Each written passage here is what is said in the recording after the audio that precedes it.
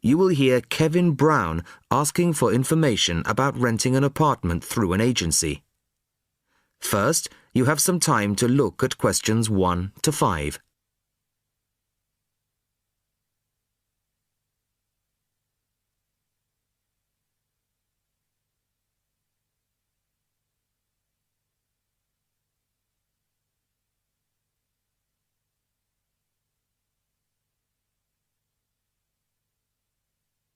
Now the test will begin. You should answer the questions as you listen, as you will not hear the recording a second time. Listen carefully to the first part of the conversation and answer questions 1 to 5. Good afternoon. How can I help you? Hello, my name's Kevin Brown. I saw your advertisement in today's local paper, apartments to let in all areas of the city. Yes, Mr. Brown. We currently have several properties available. What part of the city were you thinking of? Well, city centre ideally. OK. And what price range are you interested in? I don't really know. What have you got? Well, prices start at £400 a month, going up to £1,000 a month. OK. And what's the difference? What does the price depend on? Well, the number of bedrooms mainly. Uh-huh. The cheaper apartments have 1 bedroom, while the most expensive have 3 or 4 bedrooms. OK. 2 bedrooms would be nice. So I'll say 2 bedrooms up to $600 a month. Mm-hmm. Do you have anything like that? Right, sir. We have... just give me a moment, please. Mm-hmm. We have 2 properties that might interest you. One is in North Street.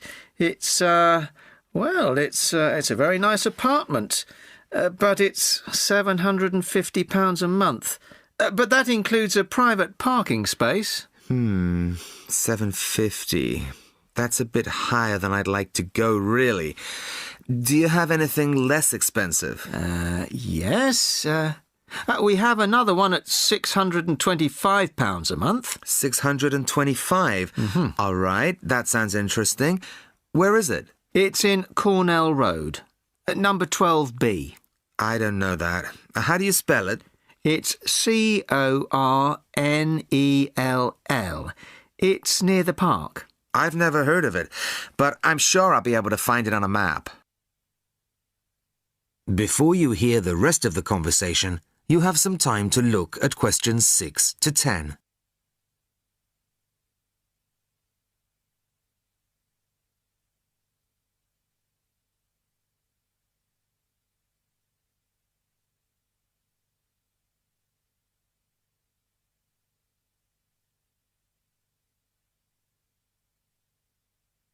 Now listen and answer questions 6 to 10. So, would you like to see the apartment, sir? Yes, I would. I'd like to rent somewhere fairly soon. Would tomorrow be possible? Sorry, I'm afraid nobody is available all day tomorrow. It's quite a busy time of year for us. I see. But if you're free later today, you could see it at 5:15. Sure, no problem. I could manage that. OK. So that'll be 5:15 with my colleague Jason. He'll meet you at the apartment. That's fine. And one more thing. What do I need to provide to rent an apartment with you? What documents, that kind of thing? Yes, of course. Do you have a job? Yes, I work in a travel agency. Well, a reference letter from your employer, saying you work for them, and a deposit, which is 1 month's rent plus a fee of £60. What's that for? It's an administration fee to cover the cost of preparing the contract. OK. And one last thing. When would this apartment be available? It's empty now, so you could move in as soon as the contract was signed. That's great. Thanks very much indeed. Bye. Goodbye, Mr. Brown.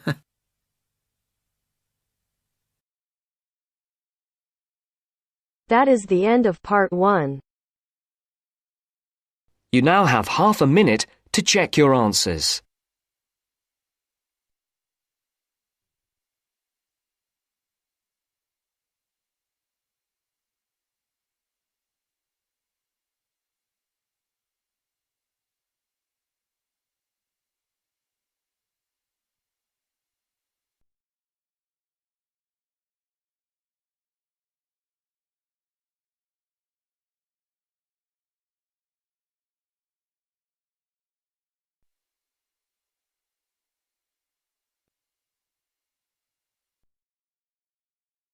Now turns to Part 2.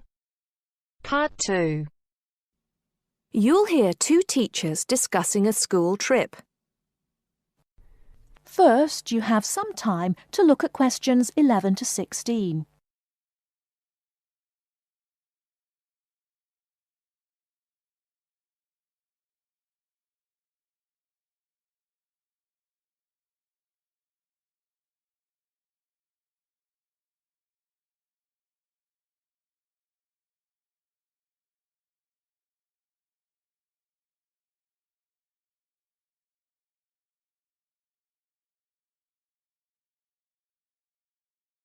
Now, listen carefully and answer questions 11 to 16. Oh, there you are, Paul. Do you have a few minutes? Can we think about this year's school trip? Hi, Jean. Yes, of course. Have you got any ideas? I've been looking through some information, and I've brought a few leaflets with me.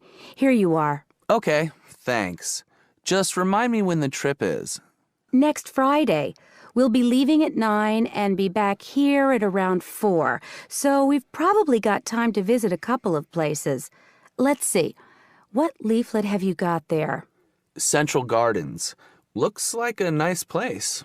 It's open from 9 until 6, so we could go there anytime we wanted, really. What about there in the morning and then somewhere else in the afternoon? Farmers Market would be an option first as well, at least until they close at 1. Or we could try Grey Castle. That should be possible in the morning or in the afternoon. Oh, hang on. That's at the weekend. The last admission is at noon on weekdays. Greenhall says the same thing. Queen's Park opens at 8, so we could go there first. Or, according to these times, we could go there on the way back to school, because they don't close the gates until sunset during the week. Okay, that gives us a few options. We went to Queen's Park a couple of years ago, didn't we? I seem to remember that the pupils really enjoyed it. It'd be nice to go somewhere new as well. I've seen groups from other schools going around Grey Castle. So have I. But then again, maybe we should play it safe and go to Green Hall. At least we've got experience of taking classes round there. Farmers Market is popular with other schools, though, so it must be interesting. It'd be good to go somewhere where someone can show the pupils around, explain things to them. I've been on a tour around the castle, and they do a really good job. I think they have guides at the hall, too, don't they? It says here that they used to, but don't anymore. You can get shown round Central Gardens, though. I think we'd have to do any explaining if we took the pupils to the market or the park. That wouldn't be a problem, though. No, and at least those two would be free, wouldn't they? I think all the others charge, and we'd have to get the parents to pay some money. I'm sure they wouldn't mind paying if it was a small amount. Let me check the leaflets. There's a special price for large groups at Grey Castle. Oh, but you can get into Central Gardens for nothing. Right. Oh, I've just thought of something. We wouldn't need to book anything if we were going to Queen's Park, but what about the other places? Central Gardens say you need to let them know if there are more than 10 people in your group, which would include us. The same at Grey Castle. Farmers Market says you can just turn up, and so does Green Hall. Right.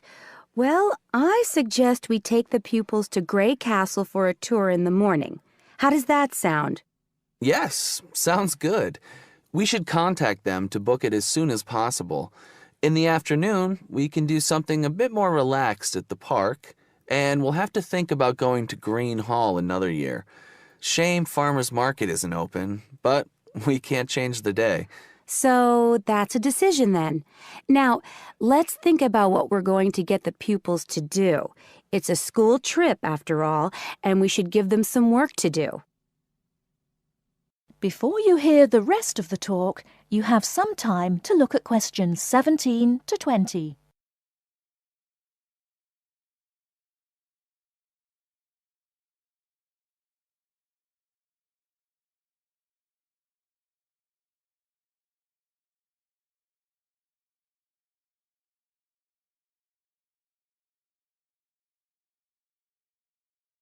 Now listen and answer questions 17 to 20. I think they should know something about the place before they go. That way they know what they're looking at, and they'll be able to write about it better when they get back. I'll put some information together to look at home and give them copies after the next lesson. Good idea. I'll write something for them to do as they're going round the place. We did a quiz last year, and that worked really well. I'll do the same kind of thing this time. Okay.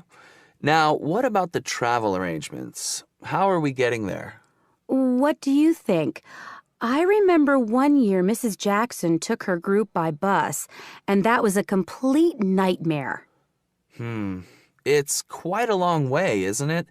We could hire a coach for the day, which is what we usually do. Or there's the train. It's rush hour, though, isn't it? So it'll be really crowded. And it'll be more convenient for the rest of the day if we've got our own transport. Yes, we'll do that then. Anything else? Oh, we need to let the parents know what's happening. We could ask the office to call everyone. It would take too long with so many. I know when we send a letter home, there are always a few pupils who lose it, but not all the parents have email yet, so I don't think we have any choice, really. I'll write something and take it to the school office this afternoon. Right. I'll go and tell the pupils the good news.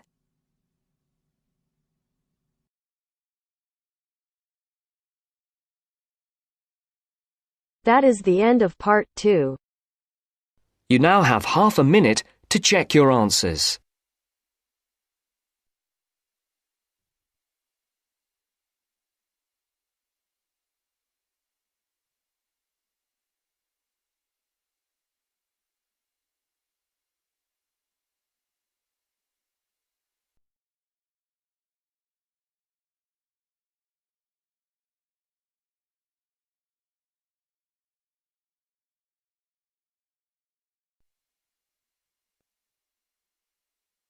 Now turns to part 3.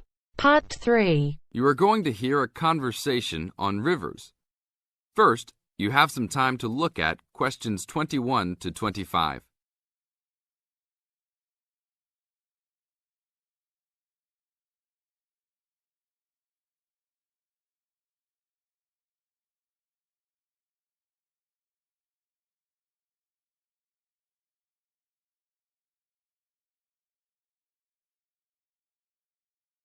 Now listen to the tape and answer the questions. Please tell me about the current state of the Amazon. We have increased deforestation, increased human population relating to deforestation, and a role of fire in the Amazon on a scale that's never been seen in history. At the same time, you can see progress in trying to counter that negative trend. How do you see this? We see this in the creation of national parks and indigenous areas, and efforts to fund sustainable development activities for locals.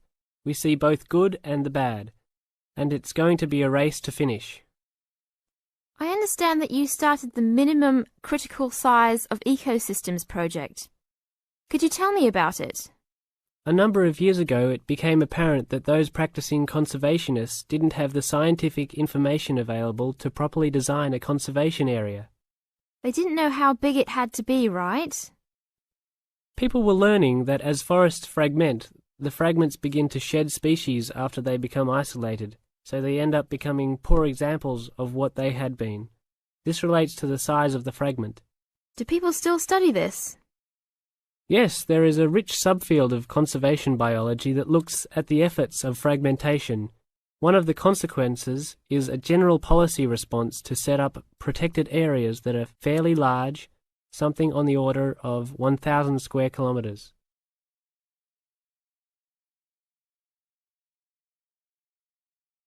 Now look at questions 26 to 30.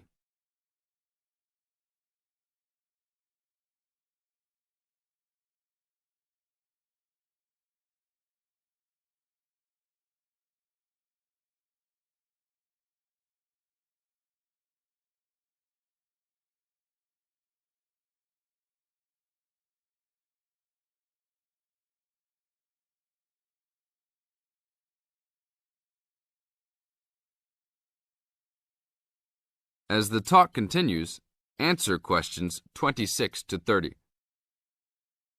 Can you talk a little bit more about the forest fragmentation? As habitats are destroyed, they are accompanied by habitat fragmentation. So when 50% of a forest is lost, the remaining 50% being is not one large block, but smaller pieces, which makes the conservation problem even worse than saying that 50% has been lost. And this affects not just forest, but species diversity, correct? In terms of species loss, we can't give you precise numbers about how many species are lost because of these fragmented landscapes, but we're beginning to get close to where we can make that estimation. And so one of the policy responses to all of this, beyond just trying to create large protected areas, is to try and reconnect the fragments. You've been active in many projects studying the Amazon region over the years. Can you tell us about that process of understanding the Amazon? When people first started looking at conservation priorities, there was not much information about the geography of plant and animal species. One of the first clues was an analysis done in 1969.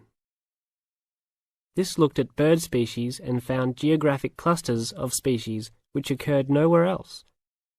And those are priority areas for conservation. Was this when people began prioritizing refuges? Yes, it was the first time that someone looked basin-wide at priorities, giving priority to so-called refugean areas. Was this when the new trend to use geographic information systems, or a GIS, started? That was in 1990 after we worked out a whole set of biological and conservational priorities and produced a big map using GIS. What are some of the things that GIS does? Well, there are several advantages of using a geographic information system. First, you can continually update the system so that it's now a constantly changing picture. You can actually watch changes. Then you can include large amounts of data, including information about the vectors of development. Roads, railroads, pipelines, hydroelectric projects, etc. And finally, because it is accessible on the internet, it makes this information available to anyone who's interested. That is the end of part 3. You now have half a minute to check your answers.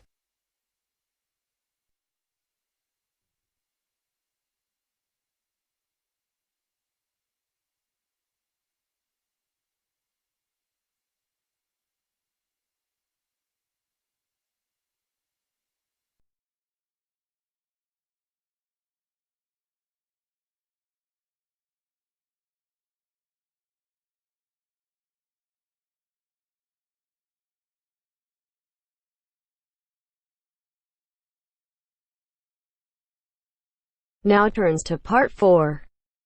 Part 4. First, you have some time to look at questions 31 to 40.